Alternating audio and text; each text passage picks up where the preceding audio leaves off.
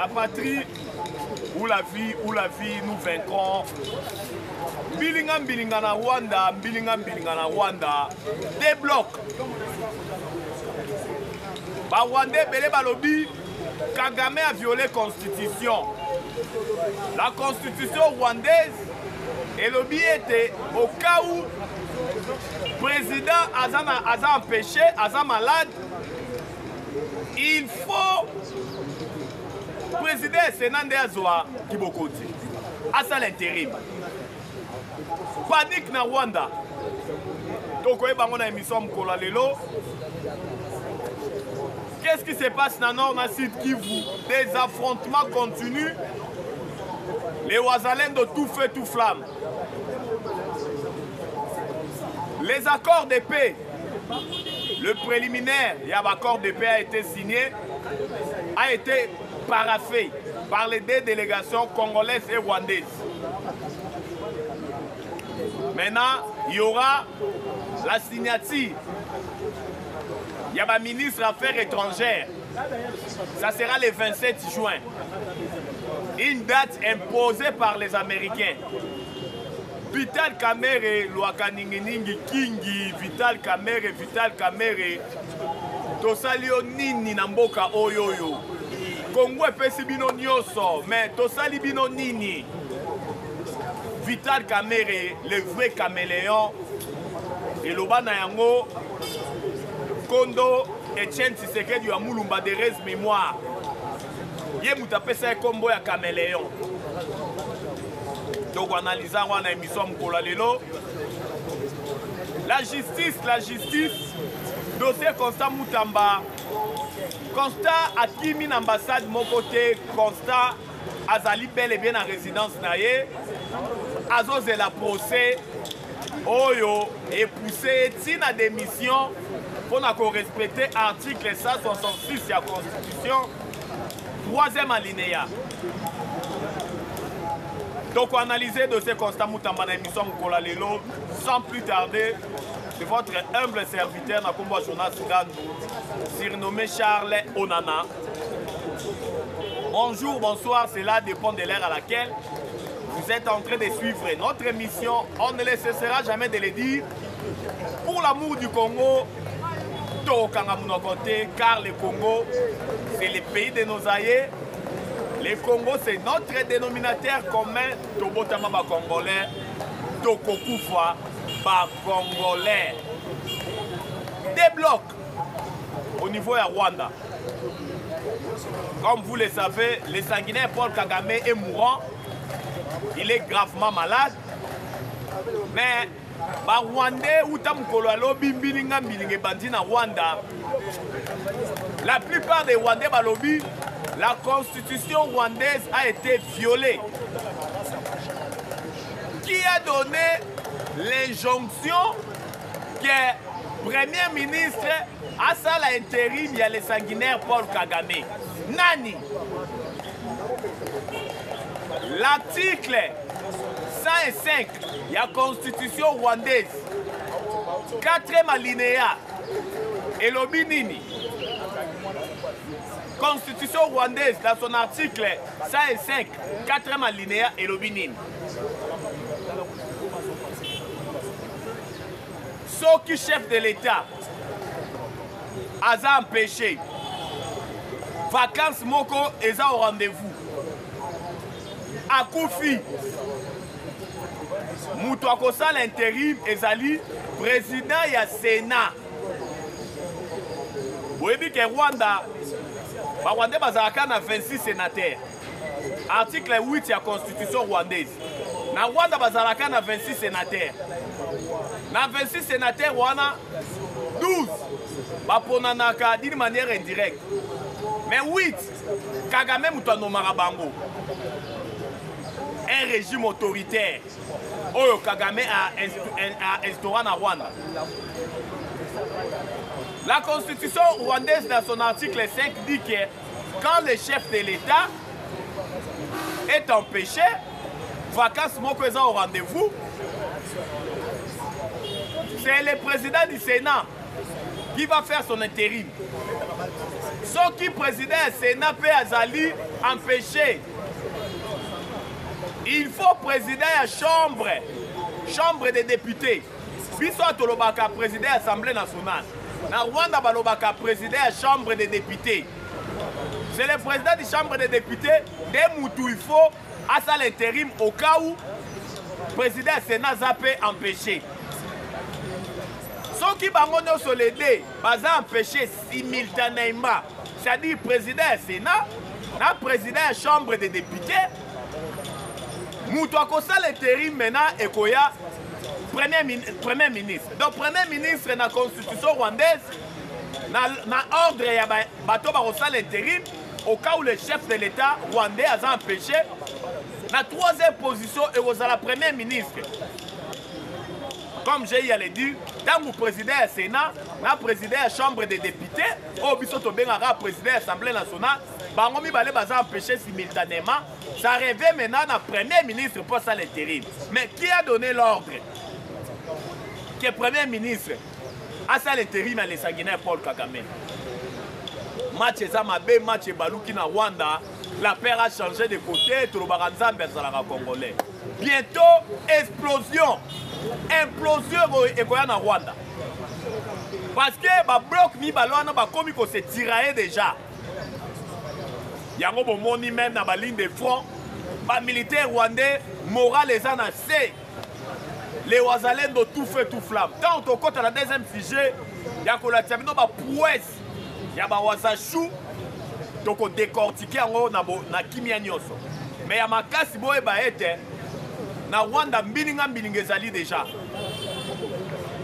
Mbilinga ezali. Ba Rwanda ba leli constitution la bango eza violé. Kagame mourant. Na mboka Allemagne kuna na ville ya Munich. Vous savez ce qui a fait que Kagame a affaibli, a bâti stress et même les malades et belé. Et ça pour la diplomatie agissante à Fachi Béton. Kagame a bomisi ba Congolais 3 décennies, plus de 10 millions de morts, plus de 500 000 femmes violées, plus de 110 000 hectares dévastés. Mais au loko na loko ezalakana e bandelipe na suka. Oh, tozali ko assister ezali fin. Il y a les sanguinaires Paul Kagame. Na mabenyo so asali na Congo. Na makile ba Kongomani o eza na mutu na ye. Nzambe azali ko frapper les sanguinaires Paul Kagame. Yango bomoni lolenge kani na Rwanda mikolo ezali koya ekolobela biso mingi. Mikolo ezali koya donc koyeba o nini ekoleka na Rwanda. Tokei na Matali Bitumba. Tokei na province ya Sud Kivu. Oyo ba Wazalendo mikolo yo baza tout fait tout flamme. La ville de Bukavu est encerclée par les Wazachou.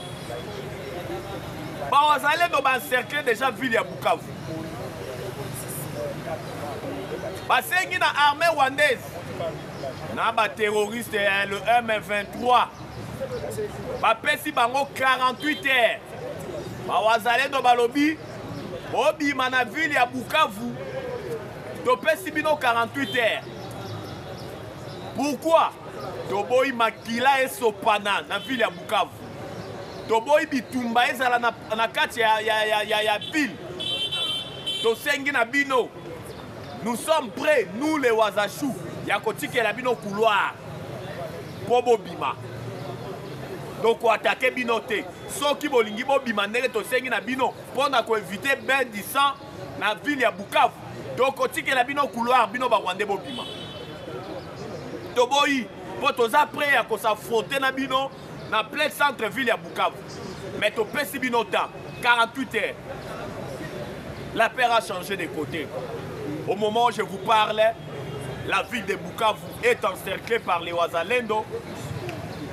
Comme vous le savez, il y a eu plusieurs prouesses de Wazachou, que ce soit dans Katana, que ce soit dans Kabare, que ce soit dans Nyangezi. Les Wazalendo tout fait tout flamme. Armée rwandaise, Mangweri en désordre. Bon, bah tout qui m'a ramakasi, hein. batuti na mayematali mbangu mbangweri babombardement chirurgical ya bawazashu bazokoka yango te bazokima désordre yango moni bawazalendo balobi oyo ezoleka na États-Unis oyo ezoleka na Qatar biso etali biso te biso bawazalendo toza couvert na article 63 ya constitution oyo elobi tous les Congolais ont les droits et les devoirs sacrés de défendre les pays en cas d'une menace ou d'une agression extérieure. Les Wazalendo tout fait tout frappe. Balobi, Bamasolo na bino tout en étali bisoté. Bisobé, il faut récupérer intégrité territoriale. Dobenga na armée rwandaise na mboka na biso, na bana bitinda na bango tobengi ba terroriste ya le M23 bar AFC. Yango bomoni lolenge kani. La situation elle est sous contrôle de Wazalendo, surtout dans la province de Sud Kivu. Tolobaka yango pour l'amour du Congo, tokokanga munoko teka, tobotama ba Congolais, tokokufa ba Congolais. Le préliminaire, il y a accord de la paix entre le Congo et le Rwanda a été paraphé.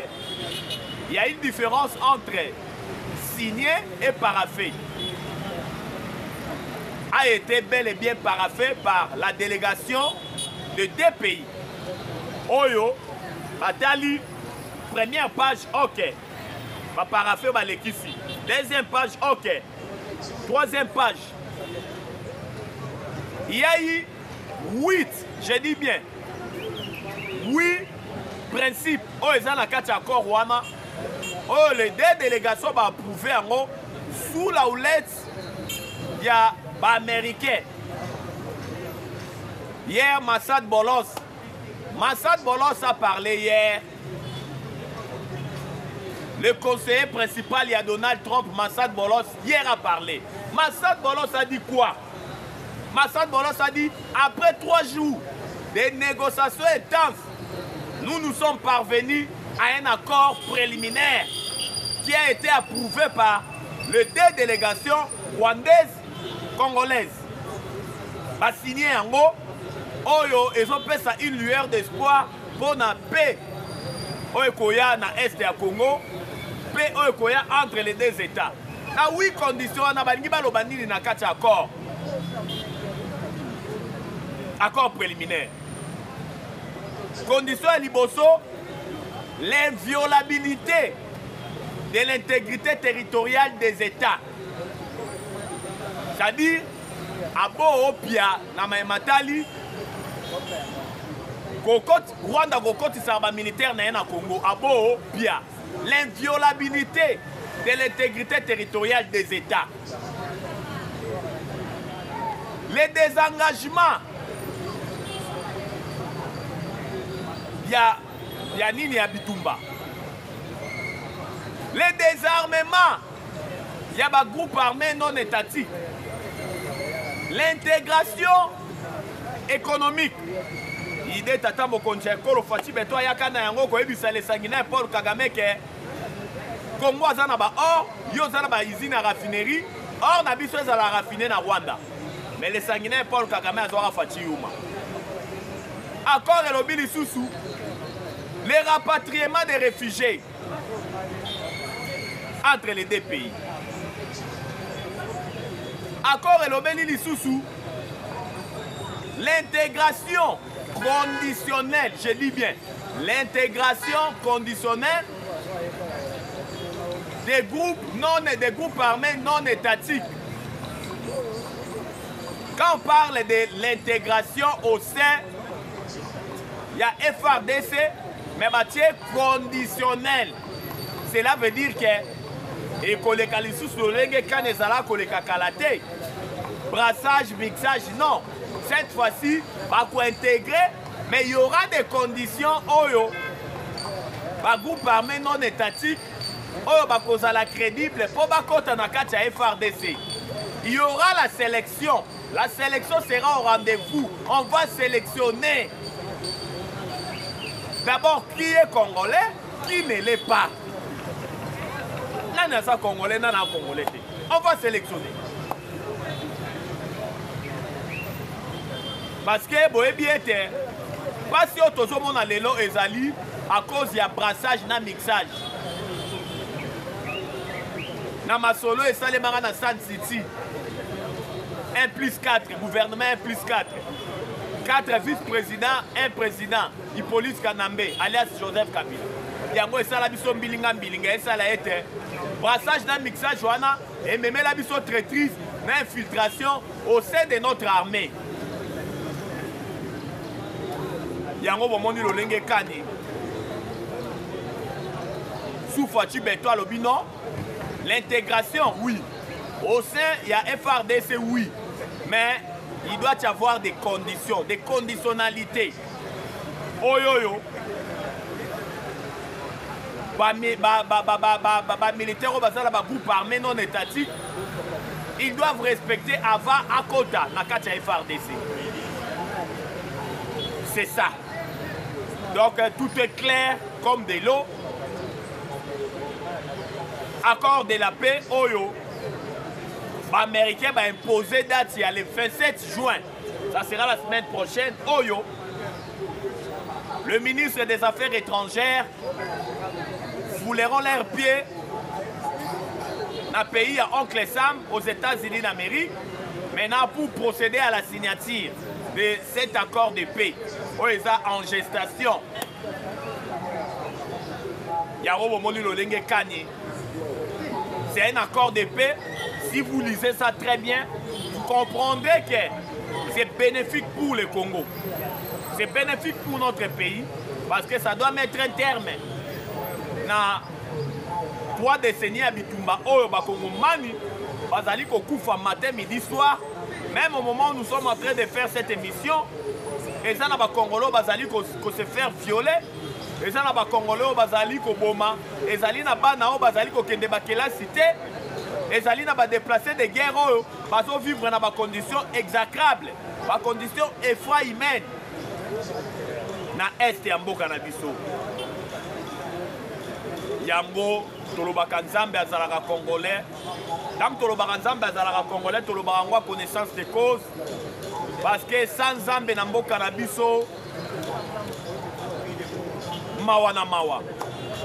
Mais lokola Nzambe kolo na biso azalaka congolais, atikaka bana na yeba congolais te, raison pour laquelle bomoni lolenge kani notre Dieu azali ko s'impliquer pour na ko frapper ba nyonso ba bomisi ba congolais mingi, a commencer par le sanguinaire Paul Kagame et tout Nzambe nde ezali kolo na ye. Donc na matali justice mukolo ya lelo il y aura des élections à niveau de la Cour constitutionnelle. Aujourd'hui, le vendredi, donc on assiste à une élection à niveau de la Cour constitutionnelle. Mandat a été donné à Mouleta, comme vous le savez. Et si la Cour constitutionnelle va procéder aux élections aujourd'hui pour voter un nouveau président. Oya kokamba Cour constitutionnelle. Dieu donné Kamuleta Zotika Mwenda na elelo. Asilisi mandat na e à bonne et difforme. Maintenant, mokonzi mususu azoya na niveau ya Cour constitutionnelle. Dossier justice. Dossier Constant Moutamba. Constant Moutamba n'a pas pris la poudre d'escampette. Constant Moutamba accueilli qu'on s'est réfugié dans l'ambassade de Liban. Constant Moutamba est bel et bien dans sa résidence. Alobi Azozela a affronté pour la cassation. L'acharnement oyo pour assister contre Constant Moutamba et ça libiso passe dans mon thème. C'est de l'acharnement. C'est de l'acharnement pur et simple. C'est un complot boutiqué à Rwanda. Étant donné que l'Assemblée nationale est au Kambama et pas il y a Vital Kamerhe et Lwaka Ningi Kingi, c'est une caisse de la résonance. Il y a des tournées, il y a Kabili.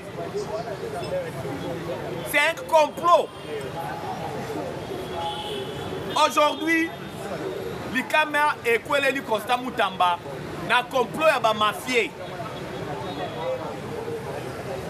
Lobi kuna bakomi ko ciblé Maman Thérèse Kaikwamba. D'après les informations de notre possession, Caméra Zali tient pression, Maman Thérèse Kaikwamba, l'actuel ministre de la Justice, Aya Kolobela Makambu accord entre les Congo et les États-Unis. Pendant ces tozo ka caméra lobby, et ça flou, tozo comprendre te, toyebi profondeur ya corps wana te, toyebi quintessence n'ango te. L'actuel ministre de la Justice, il y a affaires étrangères, il faut qu'on réponde au niveau de l'Assemblée nationale.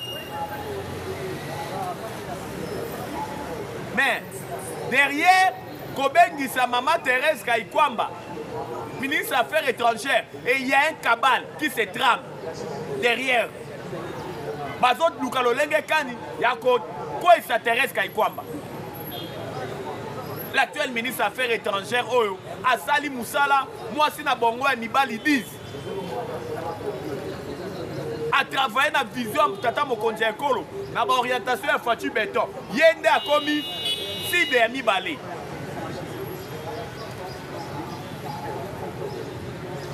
Donc on va interpeller Fatou Beton. Kondo Etienne Tshisekedi de Moulumba. Oya pesa caméra et combo ya caméléon. Après ça, la connaissance des causes, caméra ça trop versatile.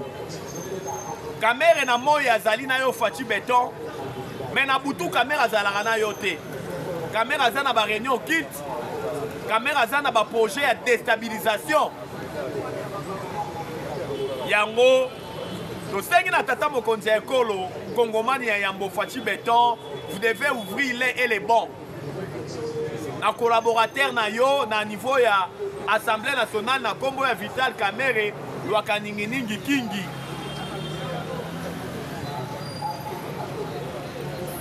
Parce que toyaka toujours koloba lolenge kani tonganda ko Sabino avant Bunagane Kweya que le chef de l'État doit prendre toutes les dispositions, mais bayoka rabisote. Il a fallu Goma Bukafe Kweya pour la disposition à Makase Zouama. Mais, Kweya Goma na Bukafu, c'était bénéfique pour la face du monde que le Bundarande na Rwandais, 30 ans, Rwandais, plus de 10 millions de morts, Rwandais, plus de 500 000 femmes violées, Rwandais, plus de 110 000 hectares de nos forêts dévastées. Toujours par les Rwandais.